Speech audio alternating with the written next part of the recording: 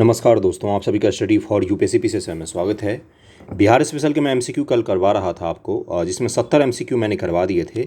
आज उसके आगे के एमसीक्यू हम लोग करेंगे। टीआरडी का पेपर अगर आपने देखा होगा, या 68वीं पेपर अगर आप याद होगा आपको 68वीं बीपीएससी का, इतना तो आपको अंदाज़ा होगा ही कि बीपीएससी का बिहार स्पेशल का सेक्शन जो है वो आसान नहीं होने वाला है। उसको आप जितना पढ़ कर जाएंगे, जितना प्रैक्टिस करके जाएंगे, सब कम पड़ जाएगा।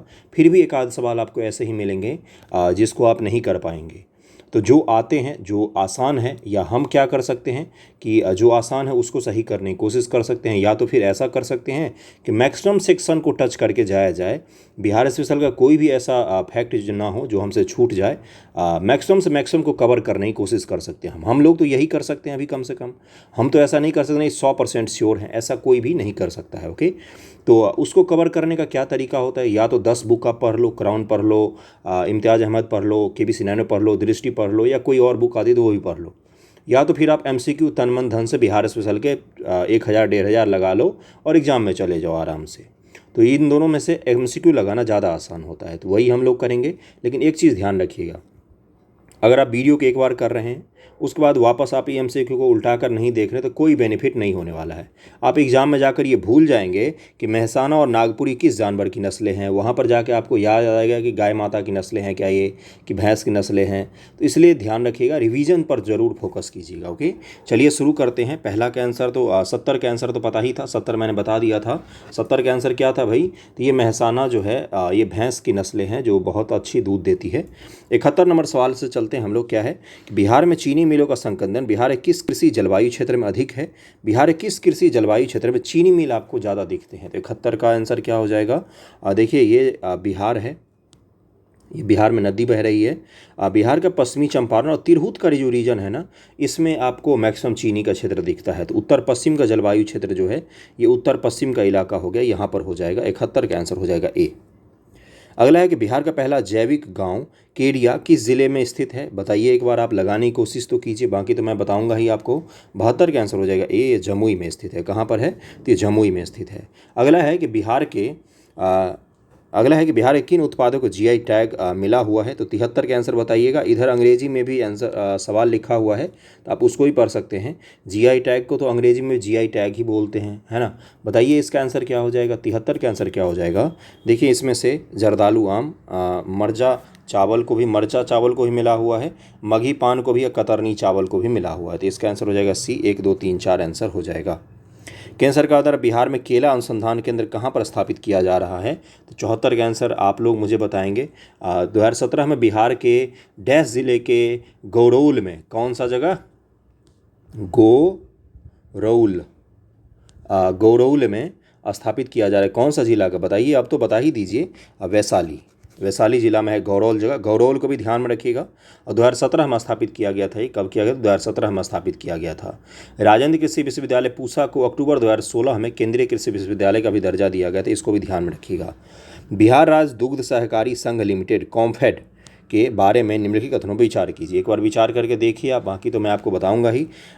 इसकी स्थापना बिहार में ऑपरेशन फ्लड कार्यक्रम को लागू करने के रूप में की गई थी, और सही पूछा है आपसे।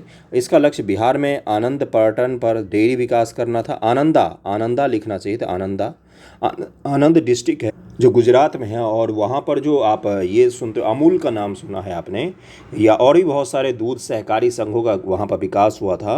और सरदार पटेल जी के समय से लेकर और वर्गीज कुरियन जी के समय तक इसका चला है वहाँ पर सहकारी क्रांति का दौर। तो ये उसी तर्ज पर क्या बिहार में भी स्थापित किया गया था। अगला है कि कॉम्फेड और डेयरी उत्पादों को सुधा ब्रांड नाम से बेचता है। तो 75 का आंसर क्या हो जाएगा? 75 का आंसर हो जाएगा डी, बिल्कुल सही है। ये सारे के सारे सही हैं। अगला है कि बिहार में चौथे कृषि रोड मैप के बारे में निम्नलिखित कथनों विचार कीजिए। उपयुक्त में कौन सा कथन सत्य होने की अधिक संभावना है, ये बताना है आपको। कौन सा कथन सही होगा ये आपको बताना है। 76 नंबर सवाल है, एक बार पढ़िए और खुद से भी हल कीजिए, बाकी मैं तो बताऊंगा ही। क्या है पहला स्टेटमेंट? चौथे कृषि रोड मैप की अवधि 2023 से 2028 है। बाजरा, तिलहन, दालों के अधिक उत्पादन पर ध्यान देने के साथ फसल विविधीकरण पर जोर दिया जा रहा है, ये भी सही है। ड्रोन के माध्यम से नैनो यूरिया के उपयोग को चौथे रोड मैप में छोड़ दिया गया है, जिसे पाँचवें किसी रोड मैप में शामिल किया जाएगा। हम कुछ भी आगे के लिए नहीं छोड़ते हैं, सबको इसी में शामिल कर दिया है। इसका आंसर हो जाएगा 1 और 2 सही है, तीसरा गलत है, पाँचवा नहीं, इसी में भी शामिल है कि नैनो यूरिया का छिड़काव। अगला है कि बिहार भारत के कृषि जलवायु के क्षेत्र में आता है, किस जलवायु क्षेत्र में आता है? अब आप मुझे बताइए इसका आंसर, एक बार सोचिए और निकालने की कोशिश कीजिए। देखिए क्या लिखा हुआ है, जोन 4, जोन 2, जोन 3, जोन 1 किस में आता है? भारत के भौगोलिक क्षेत्र 15 कृषि जलवायु क्षेत्र विभाजित हैं। कितने? तो 15 में विभाजित हैं। इन्हें आगे अधिक 100 जातीय 72 उपक्षेत्रों में विभाजित किया। 15 तो क्षेत्र हो गया, 72 उपक्षेत्र हो गया। और जोन 4 में मध्य गंगा का मैदानी क्षेत्र उत्तर प्रदेश और बिहार आता है। तो जोन 4 में आता है, जोन 4 में 77 का आंसर हो जाएगा ए। 78 है कि उत्तरी कोयल जलाशय परियोजना निम्नलिखित में से किसकी संयुक्त परियोजना है?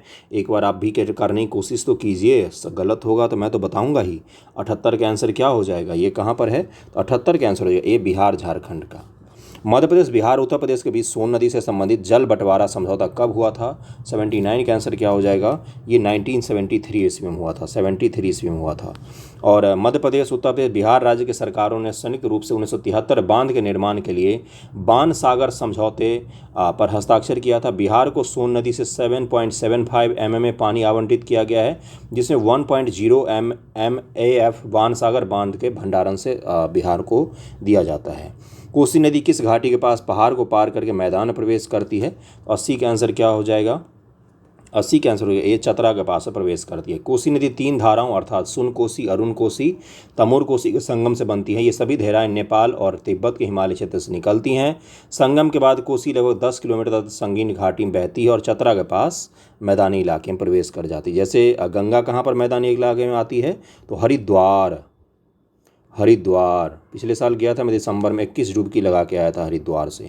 चलिए आगे बढ़ते हैं। कोपेन के जलवायु वर्गीकरण के अनुसार उत्तरी बिहार के जलवायु को किसके द्वारा दर्शाया जा सकता है? देखिए कोपेन का वर्गीकरण तो हम लोग पढ़ते हैं, लेकिन कल उन्होंने एक नया ढूंढ के लाया ज्योग्राफी वाले को, एक्सपर्ट को, और उसका वर्गीकरण पूछ लिया था। तो 2-3 वर्गीकरण है, किसी दिन मुझे फुर्सत मिलेगा तो मैं ही आपको करवा दूंगा, वरना आप एनसीईआरटी में इन वर्गीकरण को थोड़ा सा ध्यान से देख लीजिएगा, या दृष्टि की अगर आपके पास बुक होगी ज्योग्राफी की, क्विक ज्योग्राफी, तो उसमें वर्गीकरण को देख कर जाइएगा। 81 का आंसर तो वैसे सभी को पता ही होगा, इसका आंसर हो जाएगा ए, CWG। क्या आंसर हो जाएगा? CWG क्षेत्र में रखा जाता है। 82 पर चलते, गंगा के उत्तरी मैदान में रेत तथा ट्रेमलिंग मिट्टी से बनी ऊंची भूमि का क्या नाम है? रेत और ट्रेमलिंग मिट्टी से जो बनती है ऊंची क्षेत्र, उसको क्या कहा जाता है? तो उसको कहा जाता है दियार। नवंबर 1923 में हुए बिहार विधानसभा के चुनाव में स्वराज पार्टी कितने उम्मीदवार थे? तो 83 का आंसर क्या हो जाएगा? 83 का आंसर हो जाएगा सी। 83 का आंसर हो जाएगा सी। कहाँ गया? ये रहा, 8 उम्मीदवार थे। राजगिरी गिरियक पहाड़ी क्षेत्र की सबसे ऊंची पहाड़ी कौन सी है जो नालंदा जिले में स्थित है? 84 का आंसर क्या हो जाएगा? ए हो जाएगा बैभारगिरी है जो नालंदा जिले में स्थित है, इसको ध्यान में रखिए। अगला सवाल है कि सोमेश्वर से निम्न नदियों द्वारा निर्मित दर्रे कौन से हैं? सोमेश्वर दर्रा, भिखानठोरी दर्रा, मरावत दर्रा। बताइए सोमेश्वर से निम्न से नदियों द्वारा कौन से दर्रे बनाए गए हैं? इसका आंसर हो जाएगा उपरोक्त सभी। ये तीनों दर्रे सोमेश्वर सेनी में ही बनाए गए हैं। निम्न से कौन सी पहाड़ी गया शहर के आसपास स्थित नहीं है? तक्षशिला पहाड़ी, प्रेतशिला, ब्रह्मयोनी, भूतशिला। बताइए 86 का आंसर क्या हो जाएगा? तक्षशिला पहाड़ी नहीं है। तक्षशिला या तक्षशिला पाकिस्तान के पंजाब के पेथोर क्षेत्र में है। तो ये गया में कहाँ से आ जाएगा? सॉरी, राजगीर में कहाँ से आ जाएगा? गया लिखा है ना, गया शहर के आसपास कहाँ से आ जाएगा भाई? अगला सवाल है कैमूर श्रेणी के बारे में निम्नलिखित विचार कीजिए। यह सतपुरा पर्वत का हिस्सा है। कैमूर श्रेणी सतपुरा पर्वत का हिस्सा है। अगला क्या है? और देखिए क्या है कि यह मध्य प्रदेश, उत्तर प्रदेश और बिहार तक फैला हुआ है। कैमूर श्रेणी मध्य प्रदेश, उत्तर प्रदेश, बिहार तक है। कैमूर वन्यजीव अभयारण्य वाल्मीकि राष्ट्रीय उद्यान से भी बड़ा है। 87 का आंसर क्या हो जाएगा? 87 का आंसर हो जाएगा 2 और 3 जो है यहाँ पर सही दिया हुआ है, और आपसे सही कथन ही पूछा गया है। 2 और 3 यहाँ पर सही है, पहला जो है वो गलत दिया हुआ है। विंध्य रेंज पहाड़ियों की एक खंडित श्रृंखला है जो भारत के मध्य उच्च भूमि के दक्षिणी ढलान का निर्माण करती है। Kaimur range MP, UP, Bihar में विंध्य रेंज का पूर्वी भाग है। तो ये विंध्य का पूर्वी भाग है, न कि सतपुरा का। उत्तर प्रदेश सीमा को छूने वाला बिहार के जिलों का सही समूह इनमें से कौन सा है? एक बार ढूंढिए। 88 का आंसर क्या हो जाएगा? पश्चिमी चंपारण, गोपालगंज, सिवान, सारण, भोजपुर, बक्सर, कैमूर, रोहतास। अगला है कि बिहार के पूर्व से पश्चिम की अधिकतम दूरी कितनी है? बिहार के पूर्व से पश्चिम की दूरी पूछा गया है, तो 89 का आंसर क्या हो जाएगा? 483 किलोमीटर है। नवंबर 1923 से बिहार विधानसभा के चुनाव पटना से कौन विजयी हुआ था? नवंबर 1923 ईस्वी की बात हो रहा है, स्वराजवादियों के दौरान की बात हो रही है, जब स्वराज दल का गठन हुआ था उस समय की बात कर रहा है। तो 90 का आंसर क्या हो जाएगा? कौन सा सवाल है? हाँ 90 है। 90 का इसका आंसर हो जाएगा बी, खान बहादुर सरफराज हुसैन जीते थे। आमझौर निम्नलिखित किस खनिज के लिए प्रसिद्ध है? तो 91 का आंसर क्या हो जाएगा? 91 का आंसर हो जाएगा बी, पाइराइट के लिए प्रसिद्ध है। ओके, 92 पर चलते हैं। बिहार के निम्नलिखित में किस जिले में यूरेनियम पाया जाता है? तो 92 का आंसर क्या हो जाएगा? 92 का आंसर हो जाएगा ए, गया जिले में पाया जाता है। अगला सवाल है कि त्रिवेणी नहर को किस नदी से पानी मिलता है? तो 93 का आंसर क्या हो जाएगा? गंडक नदी से मिलता है। बिहार के मैदान में जल निकासी का पैटर्न क्या है? जल निकासी का बिहार के मैदान में पैटर्न क्या है, ये पूछा गया है आपसे। अपवाह तंत्र अगर आपने पढ़ा होगा तो उसमें आपको पता होगा। तो 94 का आंसर क्या हो जाएगा? सी, डेंड्रिटिक है। डेंड्रिटिक कहा जाता है इसको कहा डेंड्रिटिक कहा जाता है। ओके, इसका क्या तात्पर्य होता है? इसका तात्पर्य होता है कि पेड़ की शाखाओं के जैसे पानी निकलती है। अगर आपने गौर से देखा होगा बिहार के मैप को, तो पेड़ के शाखाओं जैसे नदियां जो है एक दूसरे से मिलकर पानी को कहाँ पर निकालती हैं? तो बाहर निकालती हैं। ये मैदानी भाग में ये सबसे कॉमन होता है पैटर्न। 95 है कि निम्नलिखित कौन सी नदी उत्तर में गंगा में प्रवेश नहीं करती है? उत्तर से गंगा नदी में प्रवेश नहीं करती। तो 95 का आंसर क्या हो जाएगा? 95 का आंसर हो जाएगा बी, यानी कि सोन नदी। 96 नंबर सवाल है कि दुर्गावती और चंद्रप्रभा निम्नलिखित किस नदी के महत्वपूर्ण सहायक नदियां हैं? दुर्गावती और चंद्रप्रभा नदी किसकी सहायक नदी है? तो 96 का आंसर क्या हो जाएगा? इसका आंसर हो जाएगा एक, कर्मनाशा की सहायक नदी है। अनुपम झील निम्नलिखित किस वन्य जीव अभयारण्य में स्थित है? वन्य जीव अभयारण्य में स्थित है। अनुपम झील के बारे में पूछा गया है। तो 97 का आंसर हो जाएगा ये आपका कैमूर में है। कैमूर वन्यजीव अभयारण्य में स्थित है ये अनुपम झील। निम्नलिखित कथनों विचार कीजिए। शुष्क पर्णपाती वन बिहार में सबसे प्रचुर मात्रा में हैं। अगला है कि ये कम घने और ऊंचाई में छोटे होते हैं। शुष्क पर्णपाती कम घने और ऊंचाई में छोटे होते हैं, ऐसा होता है क्या? बताइए इसका आंसर क्या हो जाएगा? 98 का आंसर क्या हो जाएगा? 98 का आंसर हो जाएगा, आपसे कथन सही पूछा गया है तो सी हो जाएगा। 1 और 2 दोनों सही हैं। निम्न से किस वन्यजीव अभयारण्य में गर्म झरने हैं? गर्म झरना कहाँ पर आपको देखने को मिलता है? तो ये दिखता है आपको भीम बांध है, मुंगेर में दिखता है।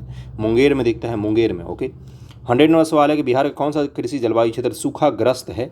तो 100 का आंसर क्या हो जाएगा? ये है आपका बी, जोन 2। जोन 3 है जो है वो सूखाग्रस्त क्षेत्र है। और जो बिहार का जोन 3 कृषि जलवायु क्षेत्र सूखाग्रस्त है, इसमें कौन कौन से ज़िले आते हैं? शेखपुरा, मुंगेर, जमुई, लखीसराय, भागलपुर, बांका ज़िले जोन 3 के अंतर्गत आते हैं। यानी कि बिहार का अगर हम लोग देखें मैप वाइज में, तो बिहार का ये इलाका जो है वो आता है जोन आपका 3 में। तो 100 का आंसर क्या हो जाएगा? बी हो जाएगा। अगला है कि बिहार में बाल सुंदरी मिट्टी पाई जाती कहाँ पर? 101 का आंसर क्या हो जाएगा? ए हो जाएगा सहारा और सहरसा, दरभंगा, मुजफ्फरपुर, सारण क्षेत्र में होगा। सहारा लिखा है, सहारा अफ्रीका में है भाई, कहाँ जी रहे हो तुम लोग? 101 का आंसर ए हो जाएगा। बाल सुंदरी मिट्टी सहरसा, दरभंगा, मुजफ्फरपुर, सिवान, सारण, गोपालगंज जिले में पाई जाती है। इसमें चूना प्रचुर मात्रा में होता है, जो आम, केला, लीची जैसे फलों और धान, गन्ना, गेहूँ, मक्का, तंबाकू आदि फसलों के लिए उपयुक्त होता है। तो इसको याद रखिएगा, ए आंसर हो जाएगा। निम्न से कौन सी मिट्टी उत्तरी गंगा के मैदानों में नहीं पाई जाती है? तो 102 का आंसर क्या हो जाएगा? इसका आंसर हो जाएगा सी, बलथर मिट्टी नहीं पाई जाती है। बिहार में ताल मिट्टी कहाँ पर पाई जाती है? तो 103 का आंसर क्या हो जाएगा? 103 का आंसर हो जाएगा डी, यानी कि गंगा नदी के बैक वाटर बेल्ट में पाई जाती है ये। 104 है कि विष्णुपद मंदिर का पुनर्निर्माण किसके द्वारा किया गया था? 104 का आंसर क्या हो जाएगा? ए हो जाएगा, अहिल्याबाई होलकर जी ने करवाया था। हरहा घाटी जो उत्तर पश्चिम बिहार में स्थित है किसके नाम से भी जानी जाती है? तो 105 का क्या आंसर हो जाएगा? 105 का आंसर हो जाएगा बी, यानी कि दून घाटी के नाम से भी जानी जाती है। बिहार के मैदान में पाए जाने वाले चौट हैं, कौन से हैं? तो 106 का आंसर क्या हो जाएगा? 106 का आंसर हो जाएगा आपका सी, ऑक्सबो झीलें हैं। तटबंध का जमाव, नदी किनारों पर रेत के परतें और दलदली गड्ढे जिन्हें चौर कहा जाता है। चौक लिखा है, पता नहीं चौट लिखा है, चौर कहते हैं भाई। आधे जाते बच्चे तो हिंदी के चक्कर में सवाल गलत करके आ जाएंगे। चौर बोलते हैं उसको, है ना। और चुआर मुख्य रूप से ऑक्सबो झीलों या नदियों के परितक के चैनल होते हैं, जो बेगूसराय, समस्तीपुर, सहरसा, कटिहार जिलों में आपको ऑक्सबो झील, गोखुर झील ये पाए जाते हैं। देखिए होता क्या है दरअसल में, ये नदियाँ ऐसे ऐसी बह रही हैं, ये जो इलाका है थोड़े दिनों में कट जाता है और नदी यहाँ से यहाँ बहने लग जाती थी, यही क्या कहलाती? ऑक्सबो झील कहलाती है। 106 का आंसर क्या हो जाएगा? सी हो जाएगा। 106 का सी हो जाएगा। 107 है कि पटना उच्च न्यायालय के प्रथम मुख्य न्यायाधीश कौन थे? तो इनका नाम ऐसे ही याद रखिएगा, चामियार। तो इसके 107 के आंसर क्या हो जाएगा? D, sir Edward Manor Champs Chamier थे प्रथम न्यायाधीश। माननीय पंडित लक्ष्मीकांत झा आज़ादी के बाद पटना उच्च न्यायालय के पहले भारतीय मुख्य न्यायाधीश बने। कौन? तो लक्ष्मीकांत झा। ओके, और बस यही था इसमें, और क्या बताऊँ मैं, और सब तो बढ़िया। न्यायमूर्ति रेखा मनहर लाल दोषित पटना उच्च न्यायालय की पहली महिला मुख्य न्यायाधीश बनी थी। अब सुनिएगा ध्यान से मेरी बात को। पटना न्यायालय के मुख्य न्यायाधीश पहले कौन थे? तो चॉम्स चामियार थे। और पटना हाई कोर्ट के पहले भारतीय न्यायाधीश कौन बने? तो पंडित लक्ष्मीकांत झा। और पटना आपका उच्च न्यायालय की पहली महिला मुख्य न्यायाधीश कौन बनी? तो न्यायमूर्ति रेखा मनहर लाल दोषित।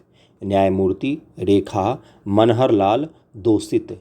जीके इसलिए मैं रटवा रहा हूँ क्योंकि बीपीएससी को जीके से कुछ ज़्यादा ही प्रेम हो गया है, वो कहीं से भी कुछ भी उठाकर पूछ दे रहा है। तो इसलिए बच्चों जैसे आपको पढ़ा रहा हूँ आप भी रटिए, 2-3 बार आवाज़ लगाइए तो याद हो जाएगा। बिहार विधान परिषद सदस्यों की संख्या कितनी है? तो 108 का आंसर क्या हो जाएगा? 75 है अभी तो। बिहार से अलग मिथिलांचल राज्य का निर्माण संभव है? 109 का आंसर क्या हो जाएगा? क्यों बनाना भाई? संसद द्वारा कानून बनाकर ही संभव है वैसे तो, लेकिन क्यों बनाना है ना? कितने भागों में बांटोगे आप? कितने बांटते जाओगे? कोई अंत है बांटने का?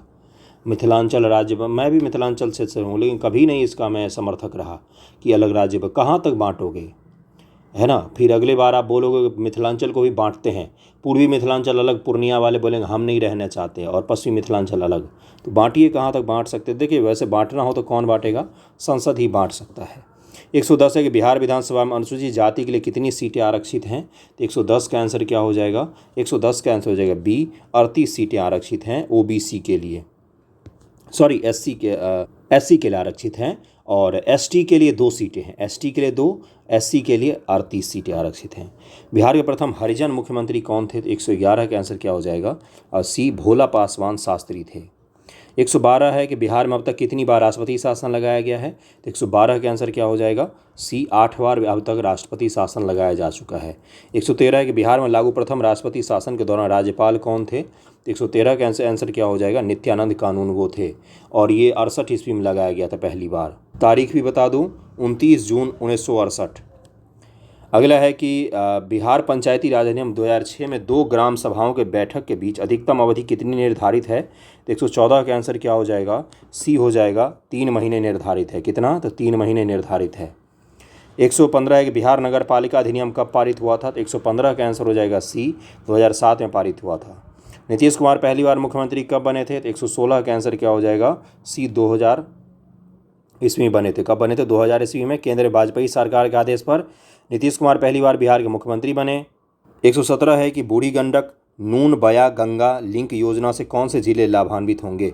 117 का आंसर क्या हो जाएगा? समस्तीपुर, बेगूसराय और खगड़िया जिले लाभान्वित होंगे। अब देखिए यह महत्वाकांक्षी परियोजना 4 नदी बूढ़ी गंडक, नून, बाया और गंगा को आपस में जोड़ेगी, और इससे खगड़िया, समस्तीपुर जिलों और बेगूसराय में जो बाढ़ वगैरह से तबाही होती है या जो दिक्कतें होती वो समाप्त हो जाएंगी।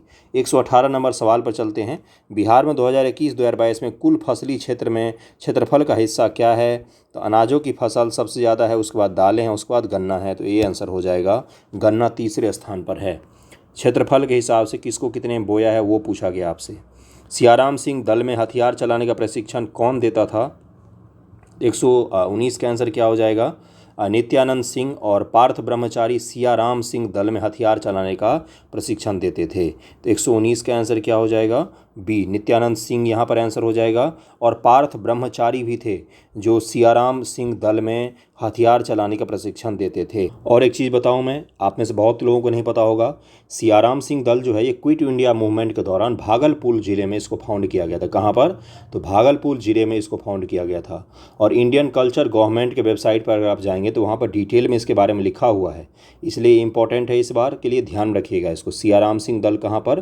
तो ये आपका भागलपुर ज़िला में हो गया। और किस आंदोलन के दौरान? तो भारत छोड़ो आंदोलन, क्विट इंडिया मूवमेंट के दौरान इसको फॉर्म किया गया था। और इसमें हथियार चलाने का प्रशिक्षण कौन देते थे ये मैं आपको बता ही चुका हूँ। ओके, कौन कौन देते थे भाई? अभी मैंने आपको बताया कि ब्रह्मचारी सियाराम सिंह दल में हथियार चलाने का प्रशिक्षण देते थे नित्यानंद सिंह और पार्थ ब्रह्मचारी, नित्यानंद सिंह और पार्थ ब्रह्मचारी, इन दोनों का ध्यान में रखिएगा नाम। बिहार में 2021-22 में उर्वरक के प्रति हेक्टेयर खपत किलोग्राम में कितनी थी? तो 120 का आंसर हो जाएगा बी, 167.7 किलोग्राम प्रति हेक्टेयर, बहुत ज़्यादा है ये तो। 121 पर चलते हैं कि बिहार में बरौनी तेल रिफाइनरी की स्थापना किस पंचवर्षीय योजना में की गई थी? तो 121 का आंसर क्या हो जाएगा? तृतीय पंचवर्षीय योजना में की गई थी। मुख्यमंत्री कोसी सहतूत योजना के तहत उत्पादित धागे का विपणन किसके ब्रांड नाम से किया जाएगा? तो 122 का आंसर क्या हो जाएगा? 122 का आंसर हो जाएगा कोसी का ब्रांड ब्रांड के नाम से किया जाएगा। सहरसा, सुपौल, मधेपुरा, अररिया, किशनगंज, कटिहार और पूर्णिया जिलों में शहतूत के विकास के लिए 118.4 करोड़ रुपए की लागत से मुख्यमंत्री कोसी शहतूत ब्रांड की योजना को मंजूरी दी गई है और इसको कोशिका ब्रांड से बेचा जाएगा। बिहार में ऑप्टिकल फाइबर केबल की कुल लंबाई कितनी है? तो 123 का आंसर क्या हो जाएगा? डी 27,319 किलोमीटर है। कितनी है? तो 27,319 किलोमीटर है। 124 है कि भारतीय रेलवे का कौन सा जोन बिहार में स्थित है और इसका मुख्यालय हाजीपुर में है? 124 का आंसर क्या हो जाएगा? बी यानी कि पूर्व मध्य रेल है। सरदार नित्यानंद सिंह कब शहीद हुए? तो 125 का आंसर क्या हो जाएगा? ए हो जाएगा। ये अगस्त 1943 में शहीद हो गए थे नित्यानंद सिंह जी। अभी मैंने नाम बताया, हथियारों के लिए ट्रेंड करते थे। 29 अगस्त 1943 को सियाराम सिंह जी ने 150 क्रांतिकारियों के साथ सोनबरसा थाना पर हमला किया और इस मुठभेड़ में नित्यानंद सिंह जी भी शहीद हो गए थे। तो इनको ध्यान में रखिएगा। अगला है कटैया जल विद्युत परियोजना बिहार के किस जिले में स्थित है? तो 126 का आंसर क्या हो जाएगा? ये हो जाएगा सुपौल जिले में स्थित है। गलत मिलान ढूंढिए। गलत मिलान इसमें से कौन सा किया हुआ है? निर्मली जल विद्युत परियोजना Madhubani, Tejpura hydel project Arwal, Rajpur hydel project Supaul, Amethi जल विद्युत परियोजना रोहतास। 127 का आंसर क्या हो जाएगा? इसमें तेजपुरा हाइडल प्रोजेक्ट जो है ये गलत दिया हुआ है। देखिए, कटैया हाइड्रो पावर हाउस जो है ये है आपका ये तेजपुरा हाइडल प्रोजेक्ट जो है ये अरवल में नहीं, कहाँ पर है? तो औरंगाबाद में है। औरंगाबाद में, तो इसलिए ये बी गलत दिया हुआ है, बाकी सारे सही है। बिहार में क्षेत्रीय ग्रामीण बैंकों की संख्या क्या है? 128 का आंसर क्या हो जाएगा? बी 2 क्षेत्रीय बिहार में ग्रामीण बैंक काम करते हैं। कितने? तो 2 करते हैं। 129 है कि बिहार पंचायत सुदृढ़ीकरण परियोजना किसकी सहायता से क्रियान्वित किया जा रहा है? तो 129 का आंसर क्या हो जाएगा? डी विश्व बैंक के सहयोग से किया जा रहा है। उत्तरी बिहार और दक्षिणी बिहार में शहरीकरण का स्तर क्रमशः कितना है? वेरी वेरी वेरी इंपॉर्टेंट सवाल। 130 का आंसर क्या हो जाएगा? उत्तरी बिहार में कम है, 7.7% है मात्र। दक्षिणी बिहार में 17.4% के आसपास है। 17.4 और 7.7 में लगभग में 10% का अंतर है उत्तरी बिहार और दक्षिणी बिहार के शहरीकरण में। इसलिए भी कुछ लोग मिथिलांचल राज्य वगैरह की मांग करते हैं। जो मांग करते हैं, देखिए मैं मांगकर्ता का समर्थन करता नहीं हूँ, लेकिन उनकी कुछ नाराज़गी है जिसको ज़रूर बात करने की ज़रूरत है। नीतीश कुमार जी को देखिए, मेरा कोई पर्सनल किसी पॉलिटिकल पार्टी से नहीं है, फिर आप कुछ लोग नाराज़ होकर आ जाएंगे, लेकिन नीतीश कुमार जी को अपने ज़िले के बाहर की दुनिया दिखती ही नहीं है। दक्षिणी बिहार के अलावा बाहर की दुनिया उनको दिखती ही नहीं है। तो ये भी एक सच्चाई है जिसके कारण से बहुत सारे लोग जो हैं वो नाराज़ होकर अलग अलग राज्यों की मांग करते हैं वगैरह वगैरह। चलिए आगे बढ़ते हैं। यहाँ पर भी आप आंकड़ा देख सकते हैं, उत्तरी बिहार और दक्षिणी बिहार में शहरीकरण का स्तर क्रमशः कितना है? तो 130 का आंसर क्या हो जाएगा? उत्तरी बिहार जिसमें 21 ज़िले लगभग में शामिल हैं और राज्य के जीएसडीपी में लगभग 42% का योगदान देता है। हालांकि इसकी जनसंख्या हिस्सेदारी 63% के आसपास है बिहार का, और इसका शहरीकरण का स्तर मात्र 7.7% है। दक्षिणी बिहार की तुलना में बहुत कम शहरीकृत है। उत्तर बिहार में शहरीकरण का स्तर 7.7 है और दक्षिणी बिहार में 17.4 है। ओके, तो इसको ध्यान रखिएगा। पटना मेट्रो रेल परियोजना के निर्माण का कार्य किस एजेंसी को दिया गया है? तो 131 का आंसर क्या हो जाएगा? ये मैंने न्यूज़पेपर डिस्कशन में आपको बताया था। ये दिल्ली मेट्रो रेल कॉरपोरेशन को दिया गया है, डीएमआरसी को दिया गया है। बिहार के किन 2 शहरों में heritage city development and augmentation centre हृदय के कार्यान्वयन के लिए प्रशासनिक मंजूरी मिल गई है? तो 132 का आंसर क्या हो जाएगा? डी गया जिले में मिल गई है। 133 है कि बिहार में परमाणु ऊर्जा संयंत्र कहाँ स्थापित किया जाना प्रस्तावित है? तो 133 का आंसर क्या हो जाएगा? सी राजौली नवादा में प्रस्तावित है। इसका आंसर सी हो जाएगा। बिहार ग्रामीण आजीविका परियोजना के बारे में निम्नलिखित कथनों विचार कीजिए। 134 का आंसर निकालने की कोशिश कीजिए। यह एक एशियाई बैंक द्वारा समर्थन प्राप्त कार्यक्रम है। तो बताइए, इसका एक बार सोचिए किसके द्वारा समर्थित कार्यक्रम है ये। और अगला क्या है? इसका क्रियान्वयन बिहार ग्रामीण आजीविका संवर्धन सोसाइटी द्वारा किया जा रहा है। BRALPS ग्रामीण विकास विभाग के तहत एक स्वायत्त निकाय है। तो 134 का आंसर क्या हो जाएगा? 134 का जो आंसर यहाँ पर दिया हुआ उसके हिसाब से बी दिया हुआ, दूसरा और तीसरा सही है। और ये क्या है? तो भाई विश्व बैंक की सहायता से इसको चलाया जा रहा है, न कि एशियाई विकास बैंक की सहायता से। इसलिए इसका आंसर बी हो जाएगा। 135 नंबर है कि बिहार सरकार के मुख्यमंत्री कन्या उत्थान योजना के बारे में निम्नलिखित कथनों विचार कीजिए। और आपसे पूछा गया है कि सही कथनों का चयन करना है। इसका उद्देश्य राज्य में लड़कियों के लिए उच्च शिक्षा को प्रोत्साहित करना है। सरकार लड़कियों को जन्म से लेकर स्नातकोत्तर तक की पढ़ाई पूरी करने में 54,100 रुपये की वित्तीय मदद प्रदान करती है। एक परिवार की सभी लड़कियां आवेदन करने के प्राप्त हैं। तो 135 का आंसर क्या हो जाएगा? 135 का आंसर हो जाएगा सी, केवल और केवल 1 सही है यहाँ पर, बाकी दूसरा तीसरा गलत दिया हुआ है। सरकार लड़कियों को जन्म से लेकर स्नातकोत्तर तक की पढ़ाई पूरी करने तक ₹54,100 की वित्तीय सहायता प्रदान करती है। ये यहाँ पर गलत दिया हुआ है। क्यों गलत है? क्योंकि स्नातकोत्तर नहीं है। स्नातक तक के लिए आपको ₹54,100 दिया जाएगा, इसलिए दूसरा गलत हो गया। यहाँ पर स्नातकोत्तर लिखा हुआ है। और एक परिवार की सभी लड़कियाँ नहीं, केवल 2 लड़कियों को मदद दिया जाएगा, तो इसको भी ध्यान में रखिएगा। बिहार के किस शहर में सुलभ इंटरनेशनल से सस्ती दरों पर पेयजल उपलब्ध करवाने के लिए सुलभ जल परियोजना शुरू की गई है? तो 136 का आंसर क्या हो जाएगा? इसका आंसर हो जाएगा सी, दरभंगा में। बिहार का सृजन घोटाला निम्नलिखित किससे संबंधित है? तो 137 का आंसर हो जाएगा ए, बिहार सरकार के धन के अवैध हस्तांतरण से संबंधित है क्या? सृजन घोटाला। 138 नंबर है, बिहार में SPUR परियोजना संबंधित है किससे? तो 138 का आंसर क्या हो जाएगा? इसका आंसर हो जाएगा डी, ये नगर पालिका वित्त से संबंधित है। बिहार में ऑपरेशन प्रहार का संबंध किससे है? तो 139 का आंसर क्या हो जाएगा? बी, शराबबंदी से संबंधित है। ऑपरेशन प्रहार किससे है? तो शराबबंदी से है। 140 है, निम्न से कौन सा बिहार पर्यटन का लोगो है? तो 140 का आंसर क्या हो जाएगा? ए, पीपल का पेड़। बिहार में कौन सा बिहार पर्यटन की टैगलाइन है? 141 का आंसर क्या हो जाएगा? बी, यानी कि आनंदमय बिहार। 142 है, राजगीर में स्थित विश्व शांति स्तूप के बारे में निम्नलिखित कथनों विचार कीजिए। एक बार विचार करके देखिए, इसका आंसर निकाल सकते हैं आप। यह लगभग में 800 मीटर की ऊंचाई पर रत्नगिरी पहाड़ी गिद्धकुटा के ऊपर स्थित है। तो आपसे क्या पूछा गया है? सही कथन का चयन करना है। देखिए, ये 400 मीटर की ऊंचाई पर है, न कि 800 मीटर। तो पहला तो गलत हो गया, तो पहला काट दीजिए।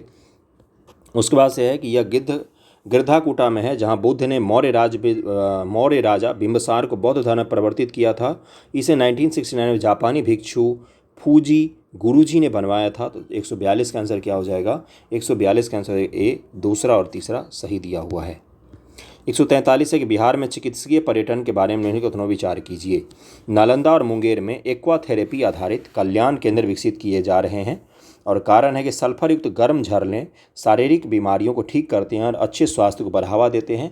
143 का आंसर क्या हो जाएगा? बिल्कुल ए दिया हुआ है, यानी कि स्पष्टीकरण भी है और सही भी है दोनों। पटना शहर में स्थित पादरी की हवेली और बांकीपुर चर्च किसका प्रतिनिधित्व करती है? तो ये दोनों किस में बनाए गए हैं? तो गॉथिक शैली में बनाए गए हैं। ये ब्रिटिशर्स की शैली है मुख्य रूप से। उस्ताद बिस्मिल्लाह खां, जिन्हें 2001 में भारत रत्न से सम्मानित किया गया था, का जन्म स्थान कौन सा है? तो 145 का आंसर क्या हो जाएगा? ये है आपका ए, डुमराव। और 1916 में इनका जन्म हुआ था बिहार के डुमराव में 21 मार्च को। उनके पिता बिहार के डुमराव स्टेट के महाराजा केशव प्रसाद सिंह के दरबार में कार्यरत एक दरबारी संगीतकार भी थे। अगला है कि भारत के किस राज्य ने सबसे पहले महादलितों की अवधारणा पेश की और महादलित विकास मिशन का गठन किया था? तो ये था अपना बिहार। 147 है कि बिहार के निम्नलिखित किस शहर को स्मार्ट गंगा सिटी योजना के तहत चुना गया है? 147 का आंसर हो जाएगा डी, पटना को चुना गया है। Bihari student credit action scheme कब शुरू की गई? तो 148 का आंसर क्या हो जाएगा? सी, 2016 में। भारत का पहला जूट पार्क बिहार के किस जिले में स्थापित किया गया है? 149 का आंसर हो जाएगा ए, पूर्णिया में। बिहार में आखिरी बार राष्ट्रपति शासन 7 मार्च 2005 को लगाया गया, तो उस समय बिहार के राज्यपाल कौन थे? तो 150 का आंसर हो जाएगा बूटा सिंह थे राज्यपाल। 150 तक हमने कर लिया। 150 सवाल आपको 2 दिन में मैंने करवा दिया है। कैसा लगा है आपको वीडियो ज़रूर बताइएगा मुझे। अपने हिसाब से मैंने लगभग बिहार स्पेशल का एक सेट आपको करवाया है। अभी बहुत सारे सेट हैं जो आपको मुझे करवाने हैं। वीडियो पसंद आता है तो प्लीज़ शेयर कर दिया कीजिए। प्लीज़ जब मैं बोलता हूँ तो थोड़ा इतना तो कीजिए कम से कम। थैंक यू सो मच आप सभी का।